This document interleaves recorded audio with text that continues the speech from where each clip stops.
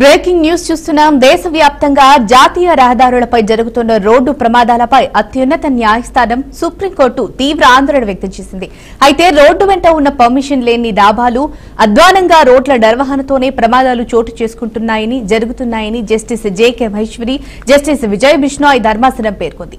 కాగా ఇవాళ ఆంధ్రప్రదేశ్, రాజస్థాన్లలోని జాతీయ రహదారులపై ఇటీవల జరిగిన రోడ్డు ప్రమాదాలను సుప్రీంకోర్టు సుమోటోగా విచారణ చేపట్టింది. ఈ రెండు రాష్ట్రాల హైవేల ప్రమాద ఘటనలపై నివేదిక సమర్పించాలని ఎన్హెచ్ఏఐ, కేంద్ర రవాణా శాఖతో పాటు ఆంధ్రప్రదేశ్, రాజస్థాన్ ప్రభుత్వాలకు నోటీసులు జారీ చేసింది. రహదారులపై అనుమతి లేకుండా ఎన్ని డాబాలున్నాయో వెంటనే సక్రమంగా, సమగ్రంగా సర్వే చేయాలని, రోడ్డు నియమ నిబంధనలపై నివేదిక ఇవ్వాలని స్పష్టం చేసింది. అదేవిధంగా రోడ్ల నిర్వహణలో కాంట్రాక్టర్లు తగిన ప్రమాణాలు పాటించారో లేదో వెల్లడించాలని పేర్కొంది.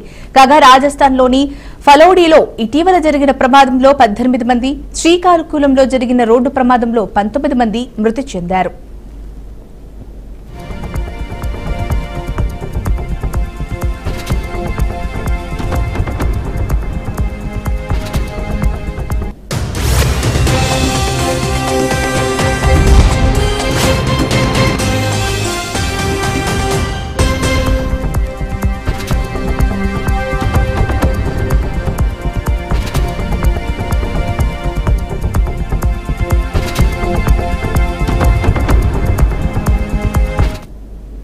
దేశవ్యాప్తంగా జాతీయ రహదారులపై జరుగుతున్న రోడ్డు ప్రమాదాలపై అత్యున్నత న్యాయస్థానం సుప్రీంకోర్టు తీవ్ర ఆందోళన వ్యక్తం చేసింది.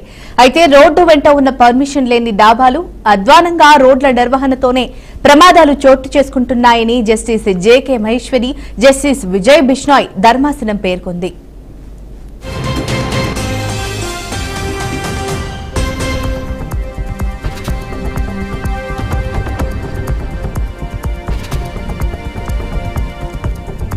కాగా ఇవాళ ఆంధ్రప్రదేశ్, రాజస్థాన్లలోని జాతీయ రహదారులపై ఇటీవల జరిగిన రోడ్డు ప్రమాదాలను సుప్రీంకోర్టు సుమోటోగా విచారణ చేపట్టింది.